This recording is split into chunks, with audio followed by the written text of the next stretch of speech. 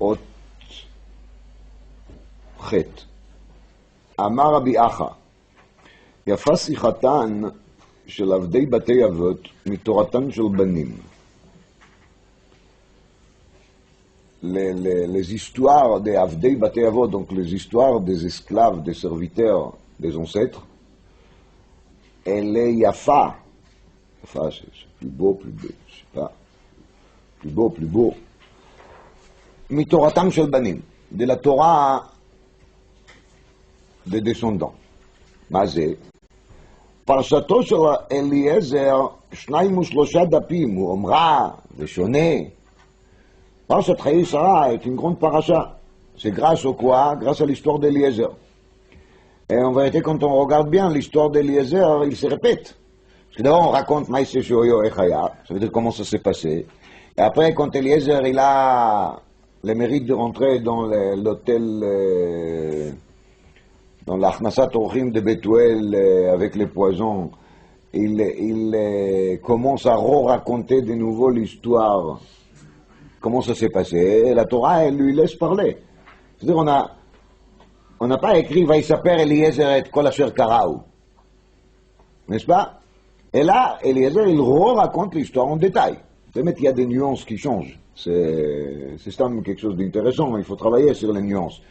Mais, sauf, l'histoire, il est répétée 2 fois. Quelque chose de très rare. Et par contre, dit la Braïta, le Midrash Rabbah, Sheretz migufei Torah. Sheretz, c'est le reptile. C'est gufei Torah. Ve'en damo metame ki besaro ela miribuy hamikra. Sheretz, reptile, quelque chose de très important, non? Le reptile. C'est gufei Torah. Il y a dans la Torah une liste de 8 reptiles qui, quand ils sont morts, on les touche, on devient impur. N'est-ce pas? C'est dans la parasha Shmini. Et dans la Torah, il y a marqué Sheretz. Nehem, Bemotam. Donc on parle de Sheretz. Est-ce que les sons de cette Sheretz, il est aussi métamé? Donc le Sheretz, il est mort. Il y a maintenant son sang qui coule.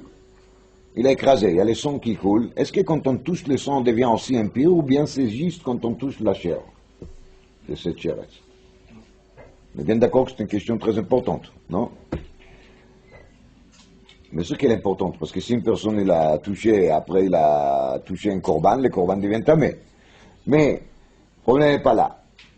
Non, c'est faux, c'est de Rabbanon seulement. Bon, ok, je ne rentre pas au détail de Touma Vetahara maintenant, c'est pas le sujet. Al-Kol Panim, on est très curieux et très soif de savoir est-ce que le sang des reptiles, il est tamé. Az Rab Lezer, Rab Shimon Bar Yochai Omer, tamé hatamé. La Torah, il pourrait écrire tamé. Et il y a marqué, Veze lachem hatamé. Donc hatamé, c'est un ribouille qui le merabe aussi et mi. Et Adam. Alors maintenant, je sais qu'il est dame, il est métamé. Baruch Hashem. Je trouvais. Rab Lezer Rabbi Yossi Omer, Ze Veze. Et Rab Lezer Rabbi Yossi, il dit, il y a marqué dans la Torah, Veze lachem hatamé. D'accord? Veze lachem hatamé. Alors les V, c'est un trop, parce qu'on pourrait écrire comment? Ze. C'était pas la peine d'écrire Veze. Alors, parce qu'il y a marqué V, alors V, c'est pour inclure quoi? Les dames, les sons. Alors maintenant, de nouveau, on connaît les sons.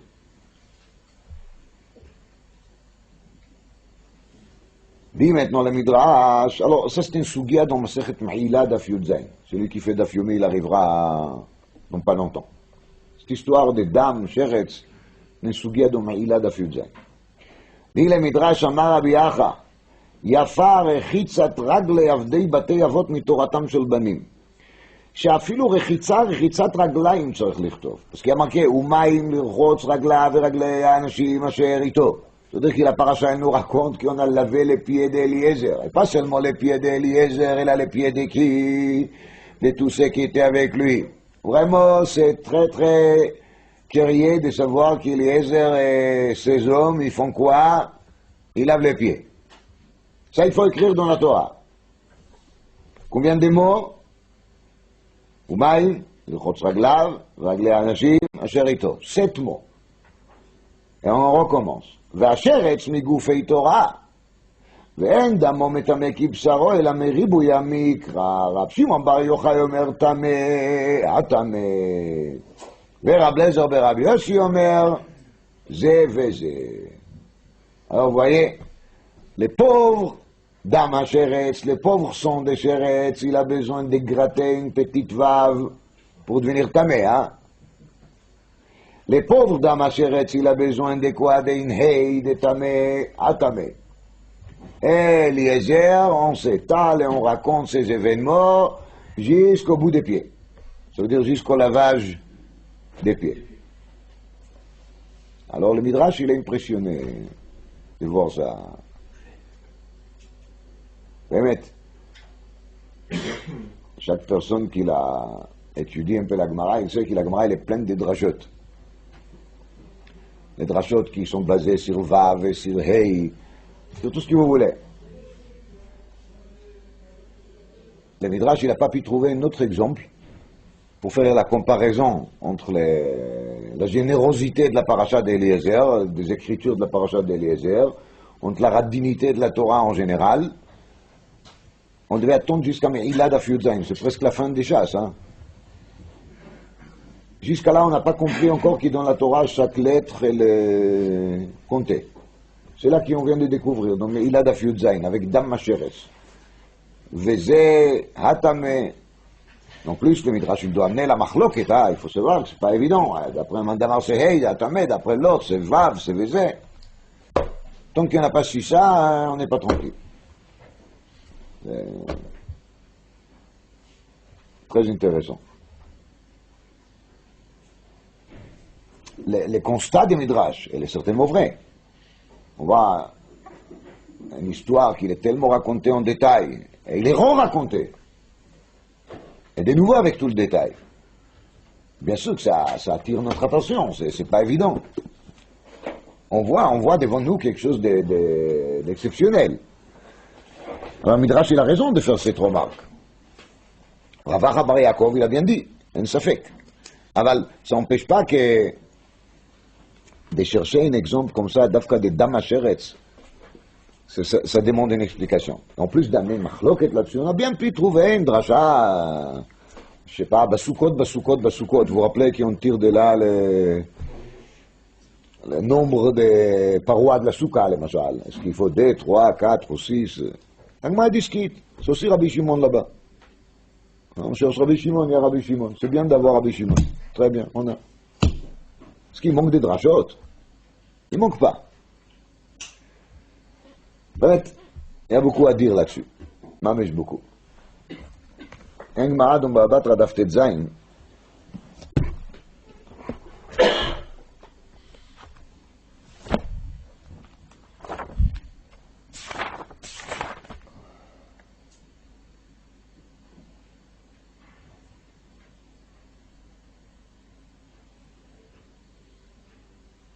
והשם ברך את אברהם בכל.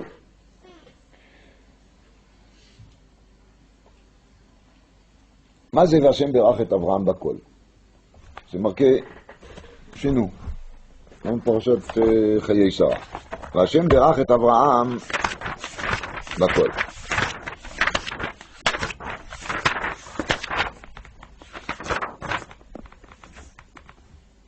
רש"י dit là-dessus, בכל עולה בגימטריה בן. ומאחר שהיה לו בן, היה צריך להשאיר אישה. זה בכל. pas vraiment pshat, hein. Bakol égale 52, 52 égale Ben, et parce qu'Abraham a un fils, il doit lui marier. Quand on a une fille, il faut la marier aussi, mais là on parle des fils d'Abraham. Dans la Gemara, Batra Daf Tetzain, כתוב ככה, והשם בירך את אברהם בכל. מהי בכל? C'est quoi cette ברכה בכל? רב מאיר אומר שלא הייתה לו בת. Ça c'est la bracha. Il n'a pas eu de fille. Rabbi Yehuda אומר שהייתה לו בת. Rabbi Yehuda dit le contraire, la bracha c'est qu'il avait bien une fille. אחרים אומרים בת הייתה לו לאברהם אבינו בכל שמה. On a parlé de ça, un Ramban ici. רבי אלעזר המודעי אומר, הצטגנינות הייתה בליבו של אברהם אבינו שכל מלכי מזרח ומערב משכימים לפתחו. Abraham, il était un grand astrologue, un grand philosophe, je ne sais pas quoi exactement, mais en tout cas, il était tellement intelligent que tous les rois du monde de l'Est et de l'Ouest, ils arrivent toujours à consulter Abraham. C'est ça, Vachem Berach et Abraham, Bakol. רבי שמעון בן יוחאי אומר, אבן טובה הייתה תלויה בצווארו של אברהם אבינו. שכל חולה הרואה אותה מיד מתרפא. Sur la gorge d'Abraham Avinu, il y a une pierre précieuse. Tout le malade qui regarde cette pierre, il guérit. Ça, c'est Vachem Berach et Abraham Bakol. ובשעה שנפטר אברהם אבינו מן העולם, et quand Abraham Avinu il est mort, qu'est-ce qu'il a fait à Kadosh Baruch Hu avec cette pierre précieuse?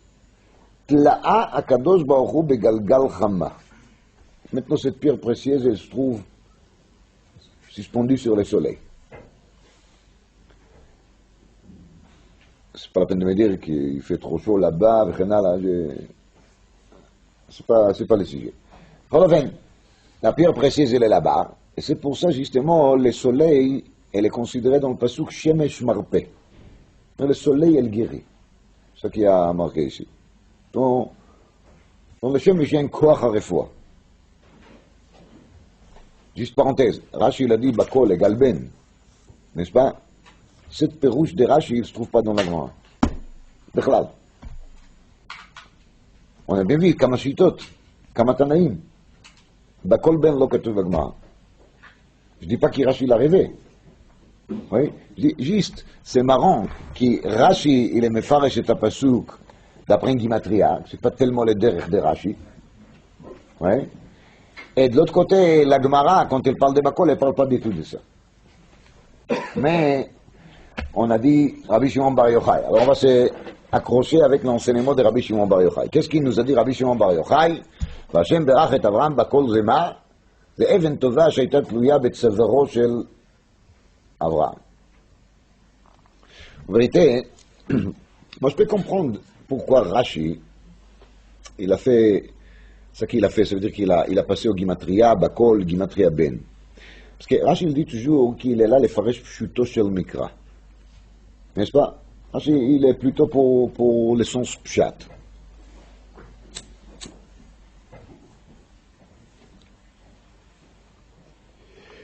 Quand on est dans le sens pshat, de quelle histoire on parle ici? On parle de l'histoire de mariage de Yitzhak, non? On parle de Shidur de Yitzhak. On dit Rashi, si c'est comme ça, alors quand on fait une préface, on dit Avraham zaken baba yamim, Vashem berach et Avraham, Bakol. Non. Et bien Rashi il dit, on parle de Ben. Justement, on parle de fils, parce que c'est ça le sujet. C'est ça le problème d'Avraham actuellement. אז quand la Gemara vient et dit למשל, רבי שמעון בר יוחאי dit שבכל זה מה? אבן טובה שתלויה בצווארו שכל החולה המסתכל במביט במתרפא. Quel est le rapport de ça avec l'histoire? C'est a priori pas lié du tout, ni avec le Fanav, ni avec l'Acharav. Je veux dire, juste avant, on a parlé de quoi? De l'Ontermo de Sarah, d'accord? Mais Arat Marpella, avec toute l'histoire de la grotte, Mikola Zdadim, les négoces, le marchandage. Fin de compte, il y a marqué, ויסבור אברהם, ואחרי כן קבר אברהם את שרה אשתו מערת שדה המכפלה על פני ממרא חברון בארץ כנען, ויקום השדה והמערה אשר בו לאברהם לאחוזת קבר מת בני חת. ברוך השם, שרה elle est bien enterrée, comme il faut, c'est bon. Suite à cela, ואברהם זקן בא בימים, והשם ברך את אברהם בכל. מה זה בכל? אבן טובה שתלויה לו בצווארו. rapport. Qu'un rapport.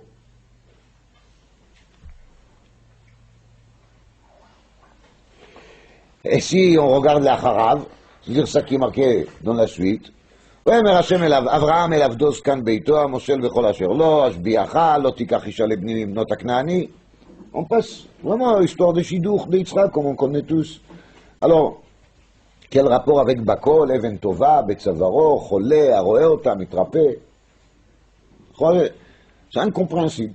Donc je dis le contraire, je comprends pourquoi Rashi il a préféré même de faire une petite gimatria, hein, malgré certains qui ne se les tentent pas toujours. Bon, celle-là elle est petite, elle est facile. Aval, Rashi il n'a pas l'habitude de travailler beaucoup avec des gimatriot. De temps en temps oui, mais pas systématiquement, parce que là, la gimatria elle est bémet dans le sens pshat. Tandis que la dracha de Rabbi Shimon Bar Yochai, elle a l'air d'être absolument abstrait.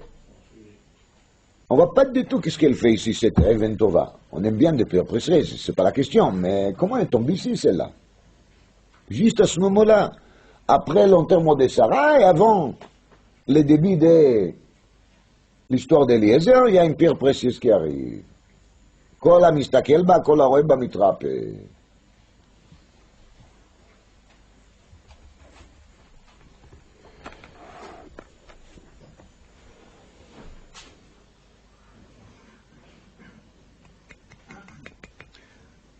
Alors,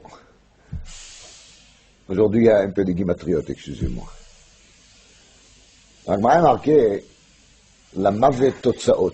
Ça, c'est pas une Gemara, ça, c'est un pasouk. La mavet totsaot.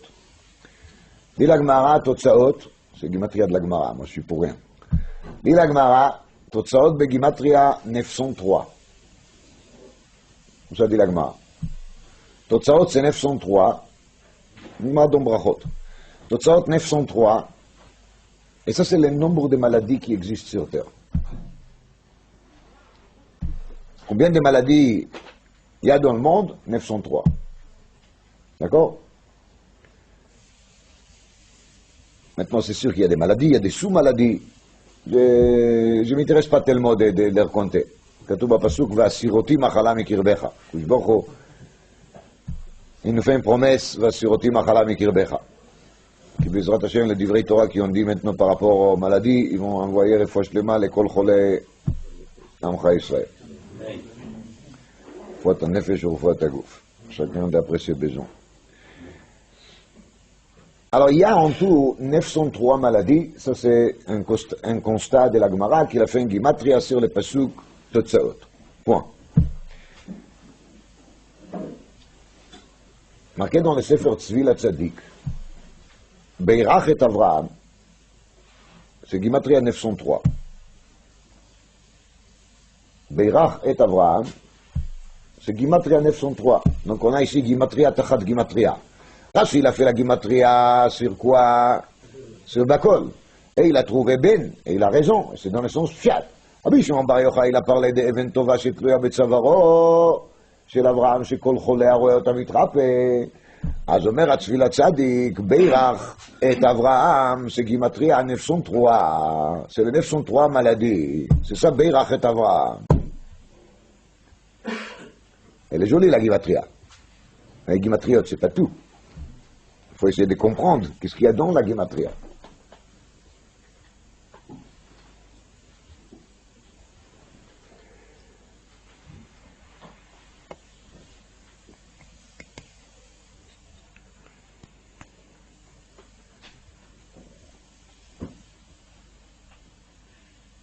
Yadoua, c'est marqué dans la Gemara qui Shabbat, on n'a pas le droit de prier pour des malades. Alors qu'est-ce qu'il faut faire quand il y a quand même un malade? On dit Shabbat ou Milizok, ou fois Krovalavo. Shabbat ou Milizok, ou fois Krovalavo. Il y a un texte. C'est Shabbat, c'est pour ça je ne crie pas, ça veut dire je ne fais pas de prières comme on fait d'habitude dans la semaine, mais quand même, ou fois Krovalavo. Oui, on lance un appel gentil. C'est pas on tape pas, on frappe pas. Alors dit les Tzvi la Tzadik, encore un gimatria, je suis désolé. Vous milizok ou fois krova lavo, c'est le gimatria 903. Les 903 maladies se trouvent aussi Shabbat. Vous milizok ou fois krova lavo égale 903.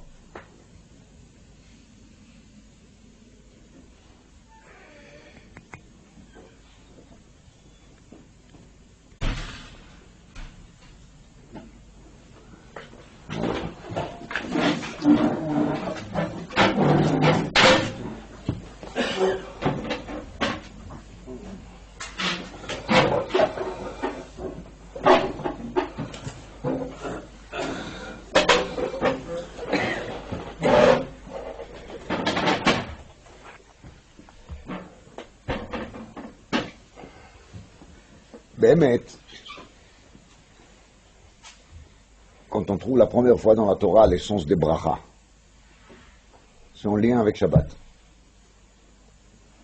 ויברך אלוקים את יום השביעי, ויקדש אותו, בירך.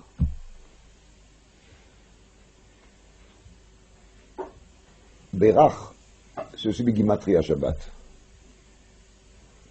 Parce que il y a un principe qui, les lettres finales, ils ont une autre valeur. Vous comprenez, Chaf, normalement, c'est 20, mais si on continue, vous comprenez comment? Parce que les Taf, c'est toujours 400, n'est-ce pas?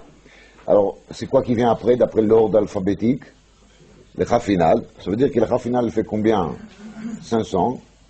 Donc 500 et Reish, ça fait 200. Donc on est à 700. Et Bet, c'est bête, donc on est à Shabbat. Berach égale Shabbat. C'est-à-dire que dans le mot Berach, il y a déjà quoi? Il y a déjà Shabbat. D'accord?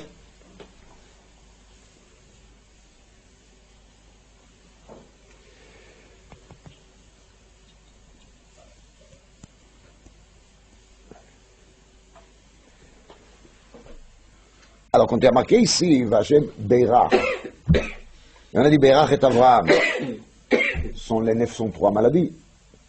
Et Berach égale Shabbat. Je veux dire qu'on trouve ici, chez Avraham, les termes de Berach, qui veut dire Shabbat. La première fois qu'on trouve dans la Torah l'essence de la bracha. Et cette Shabbat est là, et là aussi les 903 maladies. Tous les 903 maladies s'arrangent Shabbat. D'accord? Donc on a trouvé des allusions dans le Pasuk sur cette affaire. Mais avant et après tous les guimatriotes, qu'est-ce qu'il y a derrière tout ça? C'est marqué dans les Maharal, dans le Tiferet Israël, dans le Perek Lamed Dalet. Beirech, c'est le Shoresh de la bracha. Beirech dit le Maharal, c'est un mot qui est composé de Bet, qui veut dire de, Chaf, qui veut dire 20, et Reish, qui veut dire descend. C'est pas une guimatria, hein? C'est juste pour dire, dit le Maharal, que la bracha, la traduction des mots bracha, veut dire, comme on a déjà vu plusieurs fois ensemble, ribouille. Ça veut dire un rajout. C'est ça la bracha. Quand on fait une bracha à quelqu'un, c'est quoi la bracha? On lui souhaite qu'il aura beaucoup, qu'il aura plus. Que chaque bonne chose qu'il y a chez lui va se multiplier jusqu'à l'infini. C'est ça la bracha. Je le dis bekitsour, mais c'est une grande discussion. L'Isod est marqué dans les Rashba. Bracha, c'est une riboui, développé beaucoup dans le Nef Yachai. Bracha égale riboui. Dit le Maharal que ça se trouve dans les lettres des mots Berech, car les Berech Perusho, Bet, ça veut dire les Aleph, les 1, il devient 2, n'est-ce pas? Et les D, ils se multiplient quand j'arrive au 10, qui devient quoi? 20, et quand j'arrive à 100, ça devient 200.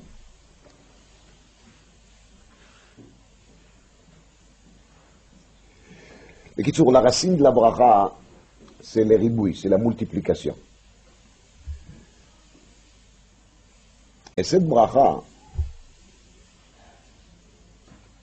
elle doit avoir toujours une source, comme Ouvan. Ça veut dire, la bracha doit commencer de quelque chose. Vous vous rappelez tous l'histoire qui est marquée dans les Navis, c'est aussi une haftara. Elisha, il demande à la femme qu'est-ce que tu as à la maison. Pourquoi elle demande qu'est-ce que tu as à la maison? Parce que si elle n'a rien à la maison, hein, la bracha, elle commence même pas. Vous connaissez l'histoire, non? C'est-à-dire que pour que la bracha, elle commence, il faut avoir quelque chose. S'il n'y a rien, il n'y a rien. Alors, la bracha qu'il y a dans le monde, elle commence où? Dans les Zohar, il y a marqué un enseignement, qui bien sûr elle est très profonde et elle nous elle nous arrive que par des voiles.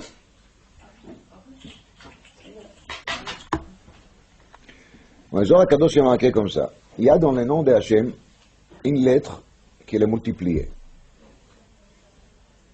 C'est laquelle? C'est la lettre Hei. Le Zohar HaKadosh, il dit, pourquoi il y a des fois Hei? Yesh Hei Ila'a, Hei Tata'a. Donc il y a une Hei d'en-haut, une Hei en bas. Qu'est-ce que ça veut dire? Bien sûr qu'il ne comprend pas. Mais dans le Zohar HaKadosh, il y a marqué que ça c'est le sod de Me'arat HaMachpelah. Cette grotte qui est Machpelah, ça veut dire qu'elle est multipliée, elle est à D, c'est le sod de Shnei Hehin. C'est le sod de Dezé. C'est quoi la lettre He? On a vu déjà plusieurs fois ensemble la Gemara. Ki beka Hashem tzur olamim, ha'olam hazeh nivra bema, nivra behei. Ce monde-ci a été créé avec la lettre He. Pourquoi? La personne il faute, il tombe en bas, c'est ouvert en bas, après il peut remonter, il peut retrouver sa place grâce à la tchouva. Il ne peut pas rentrer par la même porte, parce que où qui on a fauté, on ne peut plus se retrouver, on se retrouve des côtés. Les He, avec laquelle Hachem il a créé le monde, c'est la dernière He des noms d'Hachem. Elle est la dernière. Mais ce monde-ci, il ne peut pas tenir de lui-même. Pour tenir de lui-même, il a besoin d'avoir une source. Et les sources, ils se trouvent où? Là-haut. Ça veut dire, il y a une Hei qui est au-delà, qui se trouve au début. C'est la première lettre Hei qui se trouve dans le nom d'Hachem. Il y a toujours ça qui s'appelle Mashpia, c'est celui qui le donne, et il y a le Mekabel, c'est celui qui le reçoit. D'accord? Alors, pour qu'il y aura celui qui le reçoit, et pour que celui qui le reçoit, il aura de où recevoir, on a besoin d'avoir quoi?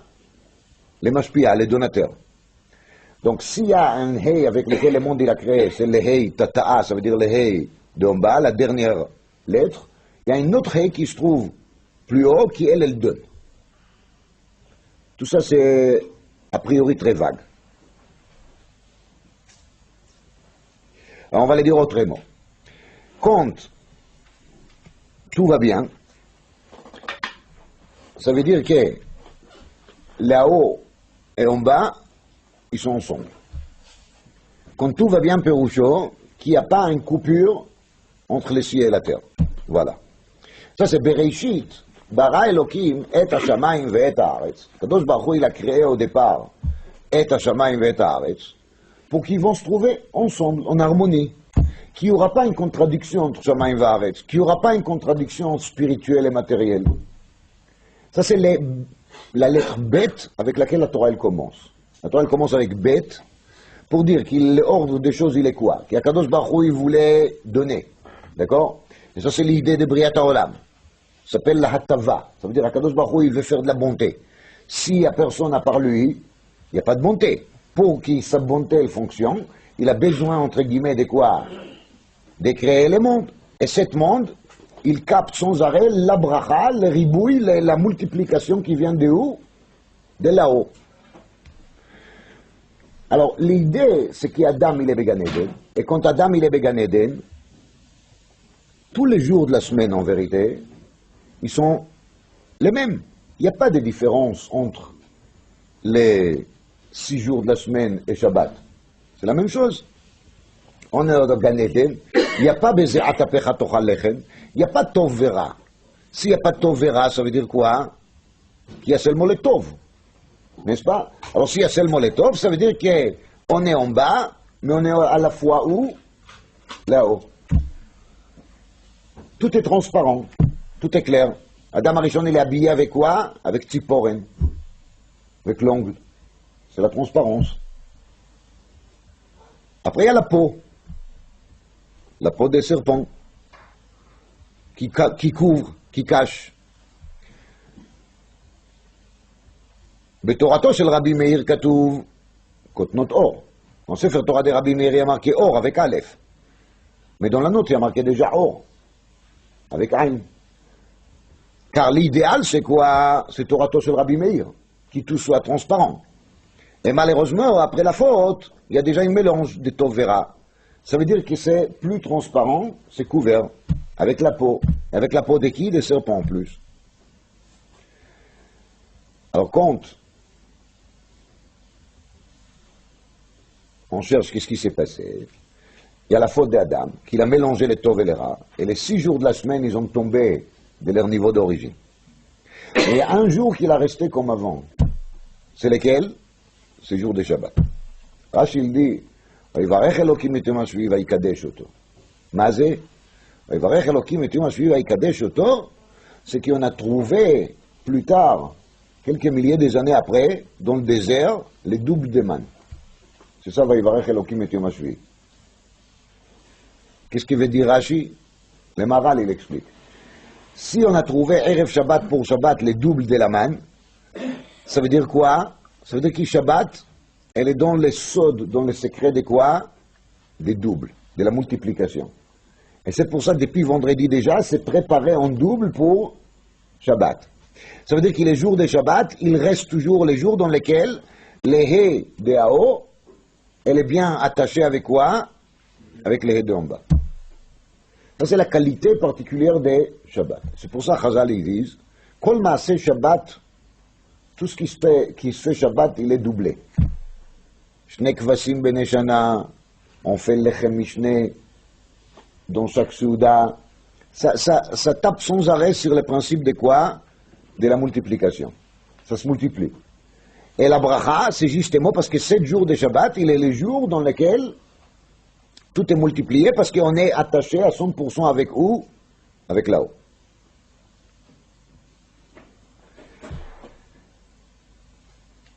Tout ça, c'est Meharat HaMachpelah, qui se trouve où? À Hebron. Et le mot Hebron vient de la racine Chibour, comme on a déjà dit plusieurs fois. Quand Avraham Avinu, il achète cette grotte, et il enterre là-dedans Sarah, et il soit enterré là-bas lui aussi. Et il y a là-dedans Adam et Chava, et il y aura Yitzhak et Rivka, et Yaakov, et Léa. Dans cette Mehara, qui est le Kfula, il y aura un Chibour qui va rester pour toujours.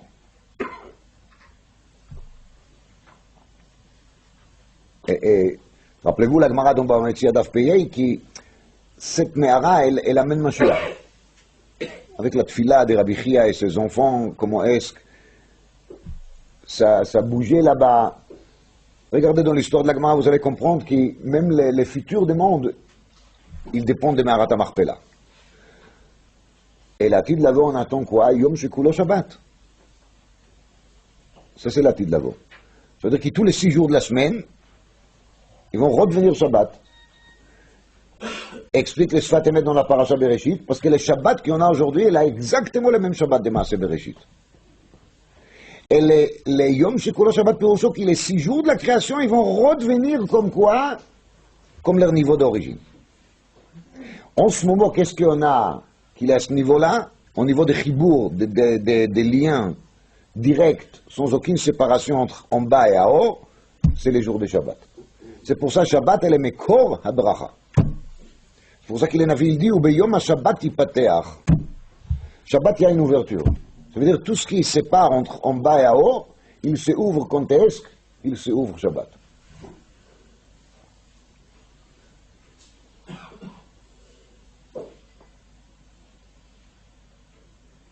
En vérité, il y a beaucoup de choses à dire, mais ça va durer trop longtemps. Alors je vous dis Bekitsur Nimratz.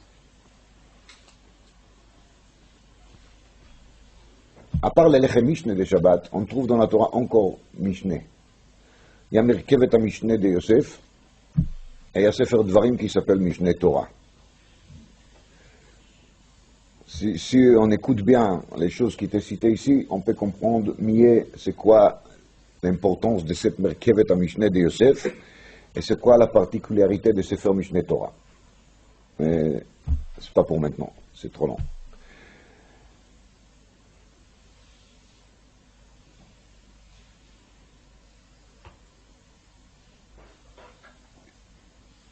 C'est marqué dans le Pasuk.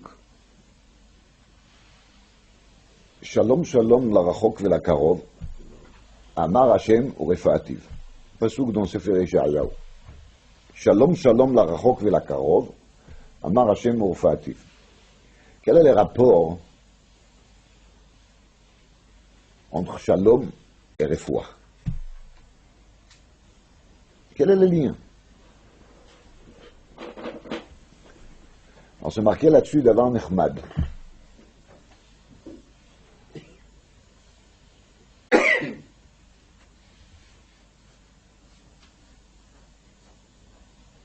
Chez Rav Nachman de Breslev. Dans l'écoute de Moharan Nunvav, il dit comme ça. Be'etzem, quand quelqu'un est malade, ça veut dire quoi la maladie? Dans le corps de l'être humain, il y a plusieurs, ça s'appelle en ivrit yesodot, je ne sais pas comment il faut traduire ça en français. On va dire comme ça, dans les corps de l'être humain, il y a plusieurs composants, plusieurs fonctionnements. Be'etzem, la maladie, c'est une dysfonction. Dysfonctionnement. Les choses ne fonctionnent pas comme il faut. Il y a des fonctions qui deviennent trop fortes et il y a d'autres qui deviennent trop faibles. Et c'est le dysfonctionnement qui est la maladie. C'est l'histoire des cancers. Ce sont des cellules qui deviennent sauvages. Et ils prennent donc la place des autres.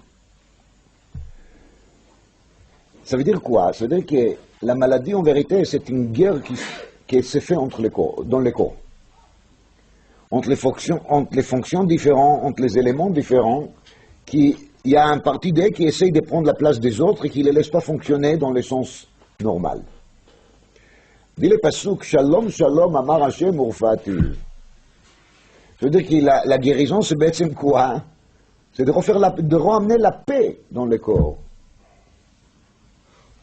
De refaire la paix entre tous les éléments et toutes les fonctions. Puis chacun il va se retrouver de nouveau dans son cadre d'origine.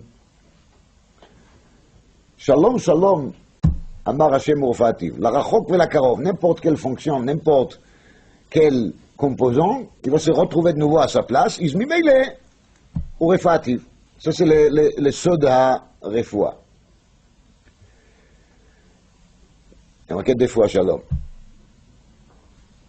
Tout le monde sait que Shabbat, la bracha de Shabbat, c'est Shabbat shalom. Shabbat, c'est le soda shniyut, on a dit. Shabbat, c'est les doubles. Boichala, on l'a dit deux fois. On a bien dit, Shabbat ou Melizok, une fois Krova Lavo. Pourquoi? Parce que justement, le sod de Shabbat, c'est Shalom. Shalom égale quoi? La paix. Mais Shalom, c'est évidemment Shalem, entier. Le entier, c'est quoi?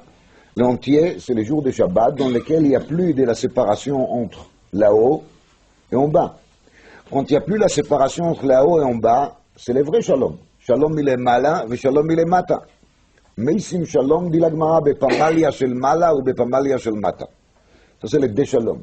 Quand le Shalom, il est entre là-haut et en bas, quand il n'y a plus de concurrence et quand il n'y a plus de guerre entre Shamaim et Haaretz, c'est là que ça peut influencer aussi les corps dans lesquels il y a un certain dysfonctionnement pour que ce dysfonctionnement va s'arrêter.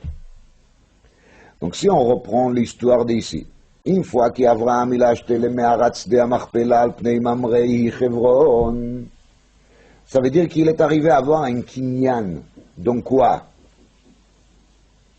Un acquis, une acquisition sur quoi? Sur le Meharat Amachpela, sur lequel on a dit que c'est le Sodak Filut, les doubles. Alors, Vayakom, Asadeh, Ve'amehara, la Chuzat Kever, c'est maintenant à lui. À partir de là, on dit, Avraham, Zaken, Baba Yamim, V'Hashem Beirach, et Avraham Bakol. C'est là qu'il a pris le sod de quoi? Le sod de Refoua. Even Tova est atluya betzavaro shel Avraham Avinu. C'est le Even Tova qu'il se trouve betzavaro shel Avraham Avinu maintenant.